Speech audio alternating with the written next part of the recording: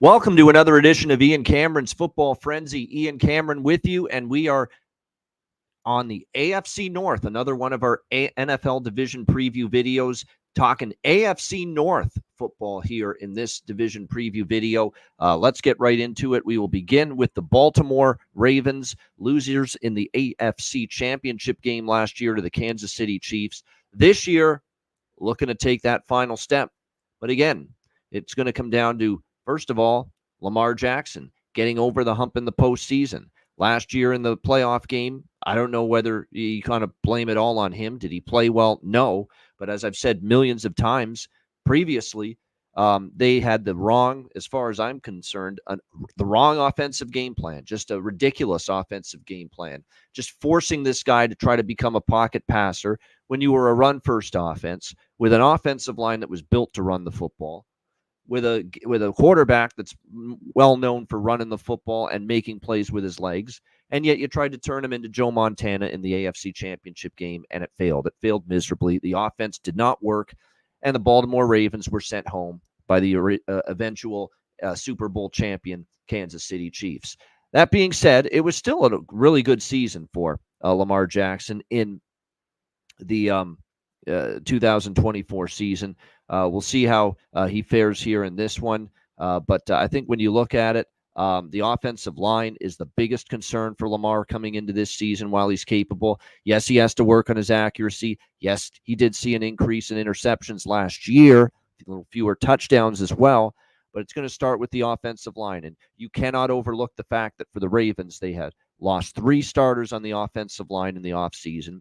Obviously, Ronnie Stanley, a left tackle, who's now an aging left tackle, a little older now, is coming off a significant injury that derailed his season. Who knows if he's going to return to form at the left tackle spot, which is arguably the most important position on the offensive line. 3 starters gone to free agency. Morgan Moses, one of them, Kevin Zeitler, another. And they are going to be missed big time. And whether they have the right replacements to step up and fill those voids are going to be interesting. Can Andrew Voorhees, Ben Cleveland, some of these guys step up? We know Ronnie Stanley is finally healthy, and we know when he's on his game, he's still a really good left tackle, but can he regain his form? They do have Linderbaum. That's a Seinfeld reference for those of you that don't get it or too young. Tyler Linderbaum, the center for the Baltimore Ravens. Thank goodness they have him back. But, boy, there's all kinds of concerns I have for that O-line coming into the season. They've got, obviously, Derrick Henry at running back, which is, I think, a nice get. But, again, he's also a guy that's had a lot of tread on the tires. How many more great years does he have left? And, look, not only is he a player in decline, but how's he going to run effectively if the offensive line has major concerns, which I think Baltimore does going into the season with that O-line. Even the receiving core worries me. I mean, you've got Zay Flowers, who I like. Rashad Bateman really hasn't convincingly stepped up as the bona fide number 1 receiver. I think the Ravens kind of felt he could be. They're going to need the likes of Devontae Walker, who they drafted in the 4th round, to kind of step up for them. I like them at tight end. You can't deny that. Mark Andrews and Isaiah Likely, who was great last year filling in for Mark Andrews, really gives this team a nice 1-2 punch at tight end, so they're okay there. Defense last year was absolutely terrific. There's no question. But the defensive line, look, there's some turnover there up front. There's no doubt. It's going to be interesting to see how things go there. Jadeveon Clowney, obviously no longer with the team. Kyle Van Noy as well. But I think when you look at this year, what they've got up front, they're still solid. It's going to be interesting to see how Odafe Owe steps up for them as well. David Ojabo, Adisa Isaac, how are they going to step up? Patrick Queen, left the team. He ended up going to Pittsburgh. It'll be interesting to see how it goes. Of course, you do have Roquan Smith there, but again, it's going to be interesting to see if he gets time. Trenton Simpson's going to be into the mix here for the Baltimore Ravens. As far as the cornerback spot, you look at what we're going to see here for the Ravens. There's even some question marks there as well, I think, coming into the season. So, when you really look at this Baltimore Ravens roster, the offensive line has certainly some concerns that I would have coming into this season. You look at the defense; they lost a little bit up front on the defensive line. The secondary, they've also been a unit, a position group, I should say, that's been kind of set back by injuries, for the last few seasons.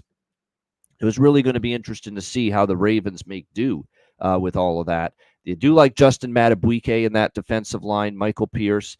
Like I said, Kyle Van Noy, Odafe Oweh. How is he going to fare? Roquan Smith, Malik Harrison in the linebacker spot. Marlon Humphrey, very good when healthy.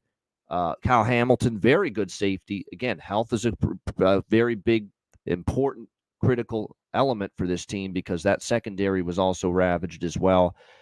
When you look at the schedule for the Baltimore Ravens coming into this season, it's difficult. Just look at the way they have to open the season on the road against Kansas City, the defending Super Bowl champions, Thursday night, week 1 of the season. They also have to deal with Houston. They've got to deal with Philly. They got to deal with Buffalo in games outside of the AFC North, which is challenging in and of itself when you're dealing with the Bengals team with Joe Burrow back in the fold that should be better. When you're talking about a Cleveland Browns team that's still very formidable, a Pittsburgh Steelers team that doesn't ever have a losing season under Mike Tomlin, and what if Russell Wilson and or Justin Fields hits the mark as quarterback for them? So it's not easy for Baltimore. I played under their win total. I did. I'm just not convinced this is a team that's going to replicate the number of wins they had last year.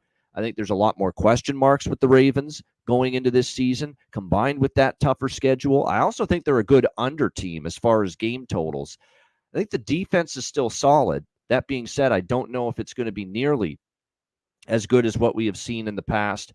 And meanwhile, on the flip side, I do think this offense really does have some concerns, and it starts with the offensive line.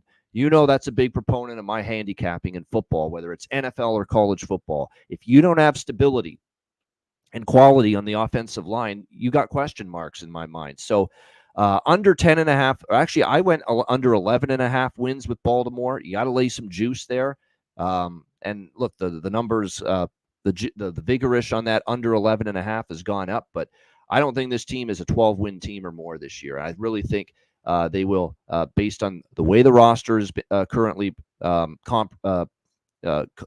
compiled, and with that tougher schedule, I think they will go under that 11.5 win total this season. All right, Cincinnati Bengals.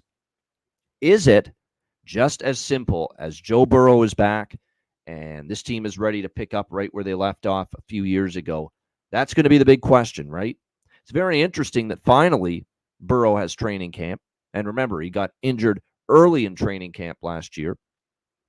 But finally, it looks like, this year, finally he gets into a training camp. The wrist issue that he has is not really an issue anymore. So he looks like he's on pace to start this season, which is great. You look at the receiving core. Look, Jamar Chase, there's a bit of a contract dispute going on right now. His availability for week 1's up in the air. Obviously, I eventually expect him to be in the fold, but certainly wouldn't be ideal to start the season without him. But when they have Chase on the field, it's a very good receiving core. It is. There's no doubt. When you look at what they have, there's no question. T. Higgins is still here, and he's a really good receiver. They do lose Tyler Boyd, but Jermaine Burton ends up being here as well. Andre Osivas is someone that really stepped up, played strong in the second half of the year.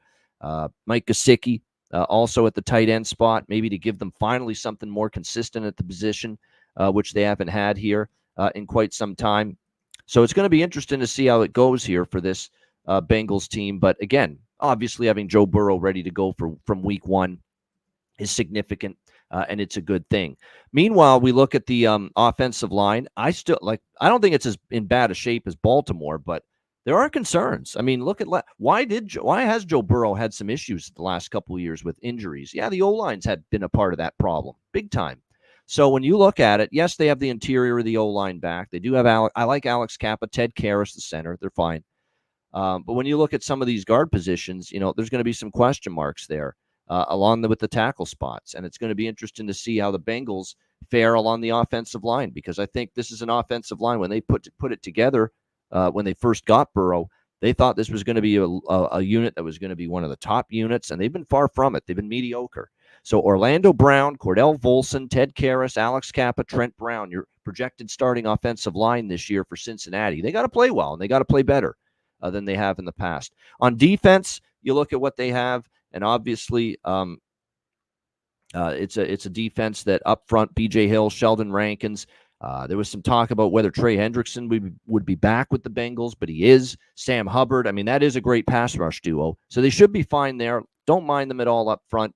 Linebacking core, Jermaine Pratt, Logan Wilson, projected to be your linebackers here for this team. But I think when you look at this Cincinnati Bengals team, the fact that they got the pass rush still in place, Hill and Rankins, not the best as far as the interior of the D-line, but they can be capable. And then in the secondary, I like Mike Hilton, Cam Taylor-Britt.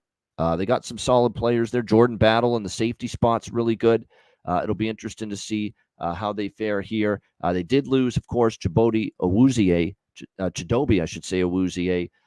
So it'll be interesting to see how the rest of the defense fares. It's going to be key to see how DJ Turner, in his second year now, after being a second-round pick last year, didn't have a great rookie year. Can he take another step forward? If he does, that's really going to help this defense overall and improve this secondary, no question. As far as Cincinnati goes, you look at their schedule, they have some tough opponents, but because they were a last-place team in the AFC North last year, their schedule is not as difficult as Baltimore or some of the other teams that they'll face in this division. I did bet a little Cincy over the win total this season. Their win total currently at 10.5, minus 115. I think it's going to be close. I don't think they're certainly more than a 11 or 12 win team, but I think they're more likely 11 than 9. So I'm willing to take a chance there, a more 12 win than 11 win than a 9 win team. So I'm willing to take a shot with that over 10.5 on Cincinnati. Think they can get over that number. I actually like more than the win total. I would say the Bengals futures with the AFC and the Super Bowl. I think there's more value in that compared to the win total, because the NFL these days is one of those deals where you just get in the playoffs, even if you're an 8, 9, 10 win team, and you can go on a run. That could be the case for the Bengals, where they could make the playoffs, not go over their win total, and yet maybe still have a run in them to get to the AFC Championship and or the Super Bowl in the playoffs come January. All right, Cleveland Browns. This is an interesting team. This really is fascinating. Of course, last year we saw what happened. Deshaun Watson played only 6 games due to injury. They had to find a quarterback answer at that point. They went to calling him off his sofa from home in retirement, Joe Flacco, who actually gave the Cleveland Browns last year way more than anybody had any reason to expect. He kept that team afloat, got them through the rest of the regular season, into the playoffs. Yes, he didn't play good against Houston, but you got to blame the defense more than Joe Flacco, because they got lit up by C.J. Stroud and the Houston Texans in that playoff loss. And that's the conundrum with Cleveland on defense, which we'll get to in a moment. But first, we'll start with the offensive side of the football here for the Cleveland Browns. Obviously, Deshaun Watson, he's ready to go. He'll start week 1. Are we going to get the Houston Texans version of Deshaun Watson pre-COVID, or is that guy no longer in existence? Because if he's no longer in existence, this is not a quarterback I trust completely to be a team to lead me to the promised land, because too many bad decisions, slow with his progressions, real concerns with the decline that we have seen in Deshaun Watson the last few years. Just worse with the throw. I don't know if the arm strength is good. Even his mobility hasn't been nearly as strong as we've seen in the past. I mean, a lot of Cleveland's success or lack thereof this season, it's going to come down to how Deshaun Watson plays. I think they're fine until Nick Chubb comes back with Jerome Ford. And by the way, the Browns still do have a very solid run-blocking offensive line, so I think they're going to be able to open up holes for the ground game. Of course, Nick Chubb with that horrific knee injury that he suffered at week 2 last year. He's not going to play to begin the year, which means this is Jerome Ford's backfield for the time being. But like I said, the good news is it's a really good run-blocking O-line. The usual suspects are part of it. With Jedrick Wills, Joel Bitonio, Ethan Pochik, Wyatt Teller, Jack Conklin. These are a lot of the same guys they've had for a few years. And when they're fully healthy, it's a good offensive line. But they've also been banged up over the years. How many times have I seen Jack Conklin and Jedrick Wills, Batonio in particular on the injured list over the years. Too many to recall.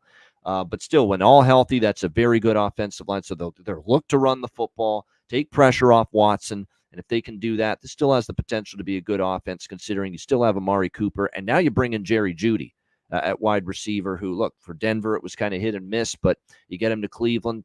The offensive line, if healthy, can help him be more productive as well in the passing game. So there is potential for this Cleveland offense if Watson can get it right and if the O-line can stay healthy. The defense is a really interesting case study because they're great on the defensive line with Shelby Harris, Maurice Hurst, Myles Garrett. Zadarius Smith comes over to strengthen the pass rush even more. They already have Garrett, and then they bring in Zadarius Smith. Ogbo Ekoronkwo, someone to watch for that can get pressure. They've got a great linebacker, two really solid linebackers, actually, Jordan Hicks and Jeremiah Owusu-Koramoah. Denzel Ward looks like he might miss the start of the season, but when he's on the field, still a plus cornerback. Greg Newsome the second. Grant Delpit's a pretty good safety to lead them in that spot. I mean, that's a really solid defense, or at least it's supposed to be on paper. Well, I should say last year they were a good defense in one setting in particular, at home. The Cleveland defense played excellent for the most part when they played at home. Yet for some bizarre, almost inexplicable reason, they would go on the road and their points per game went way up. The big plays, explosive plays that they would allow went way up. I mean, it was really hard to figure out why that was happening. Why was your defense almost unstoppable at home? You couldn't score and move the football against them in Cleveland. And yet on the road, they were giving up plays and big plays and points left and right. That's obviously something they got to work on. If you're going to be a great defense, you can't only play good defense at home. You got to play good defense every week, home and away. So that's going to be the challenge to the Cleveland Browns this year. For some reason, that defense didn't play as well on the road. They're going to have to play great defense this year as well away from home. You look at it, the schedule for the Cleveland Browns, they do have to play teams from the AFC North. They do have a few challenging non-division games like Kansas City, like Miami, like Philadelphia. But there are some easier opponents as well, so it's not that bad. I'm neutral on Cleveland. I got to see it before I believe it. The defense is going to have to play better on the road. Played well at home, you got to do it on the road as well. The offensive line, can I see it stay healthy? That's critical. And more than anything, I'm not ready to fully trust Cleveland as far as Super Bowl futures or over their win total until I see something really strong out of Deshaun Watson, because I haven't seen it yet since he's been a member of the Cleveland Browns. All right, next up, we've got the Pittsburgh Steelers, final team here in this AFC North preview. Pittsburgh's one of these deals where, look, I like a lot of the defense, which we'll get to in a moment, but we got to start with the offense. That's where the concerns are, right? Kenny Pickett, they weren't thrilled with his play. It wasn't all Kenny Pickett. I know they think, oh, Kenny Pickett's gone now, our problems are solved on offense. Oh, not so fast, my friend. Let's see what this offensive line looks like for the Pittsburgh Steelers. That was a huge problem for them last year. That offensive line was not sufficient enough. They have done some things to try to revamp it, to upgrade it in the offseason, and we'll have to see if those changes pay dividends here for the Pittsburgh Steelers. Troy Fautanu was chosen in the number 20th overall pick. He has had an injury history, but they do feel they love his skills as a tackle.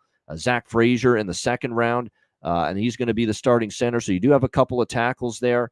Broderick Jones, they hope, is going to take a huge step forward after a rookie season for the Steelers on that O-line, but a very young offensive line. But there is some promise there. It's whether they can get cohesive and solid right away. And they do have, of course, a couple of vets, too, on that offensive line. And it'll be interesting to see how it goes for them there with those two guys as well. I think it will be a little bit better, the O-line, but I'm not ready to say leaps and bounds better. More importantly, I want to see them first before I'm ready to proclaim there's going to be a huge upgrade in the O-line. Look, Russell Wilson's got a lot to prove. I'm not like that was not good in Denver from him last year. The O-line, we're going to have to see it with Pittsburgh if that unit's improved. There are weapons, obviously. George Pickens, although he actually did develop some chemistry with Pickett. We talked about that Pickett to Pickens last year. Can he get that chemistry with Wilson? Van Jefferson brought in Roman Wilson as well at receiver. So it'll be interesting to see how they fare at the receiver spot, because they did trade away Deontay Jackson, and now you've got a little bit of a depth issue at receiver if you're the Steelers. I like Pat Freiermuth. He's very good. And I think Russell Wilson will really, and apparently he's got great chemistry with Wilson. So Pat Freiermuth, from a fantasy perspective, player props, you might want to look at Freiermuth this season, especially if Russell Wilson's going to be the quarterback. Najee Harris, of course, and Jalen Warren going to be the duo in the backfield. But again, they'll only be as good as the offensive line opening up the holes for them. The offense has some questions. The defense, though, does look good, and especially up front. Cam Hayward's back in the fold. There was some concern there, but it looks like he's back now with the team. TJ Watt and Alex Highsmith's an outstanding pass rush duo. There shouldn't be an issue getting a pass rush. They're amazing at getting pressure. Both of those guys, they're elite pass rushers, two of them on the same team. That's a very big, that's a luxury for Pittsburgh to have two pass rushers of that caliber, Watt and Highsmith. Patrick Queen comes over from Baltimore. I like that for the linebacker spot. The secondary, look, Joey Porter Jr., I'd like to see a little improvement in him. His player grade was only 64.3, and there were times the Steelers gave up big plays down the field. The second cornerback spot does have some concerns. You still have, one of the a really solid, good, strong, above-average safety and Minkah Fitzpatrick. So you're fine there. Cornerback's a little concerning, though. Up front is going to be the key, though. While the cornerback position is a bit concerning for Pittsburgh, what masks the secondary? Yeah, if you have a pass rush and you can get after the quarterback. And I definitely think the Pittsburgh Steelers should be able to do that. As far as Pittsburgh's win total, look, I took the over last year. We cashed it. Their win total right now is 8.5, minus 160. I'm not laying minus 160 on under 8.5. I do lean over again. I don't like it as much as this year because I flat out don't trust Russell Wilson at the moment. I've got to see it from him before I'm ready to proclaim that this is going to be the quarterback that puts up some of the best numbers that Pittsburgh has seen since Ben Roethlisberger.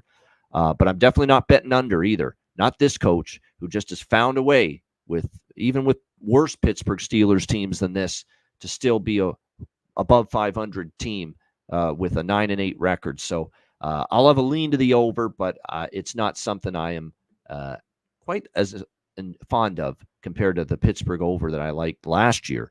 And as far as this team goes, I think early in the season, we could see maybe this be an under team as far as their game totals. I think they will lean on the defense. I think it will take some time maybe for the offense to hit their stride and be at their absolute best.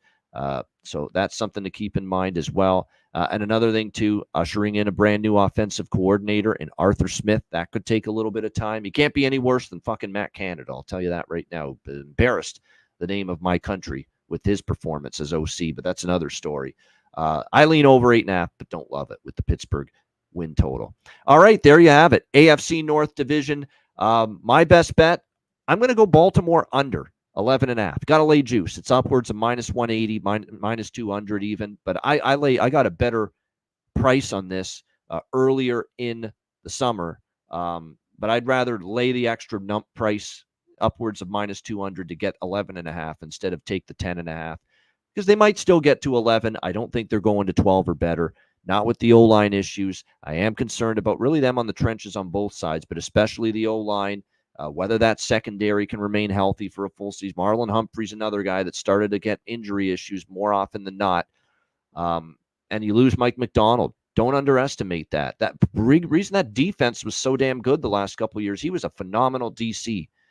Will you be as good now with it? He's gone to Seattle as the head coach. I got to question that a little bit. So, and the schedule's tough. So Baltimore under 11.5 wins for my AFC North division preview best bet. That's a wrap for this edition of the Ian Cameron's Football Frenzy Show, your AFC North Division preview. I'm Ian Cameron. Thank you for watching another NFL Division preview video right here on Ian Cameron's Football Frenzy.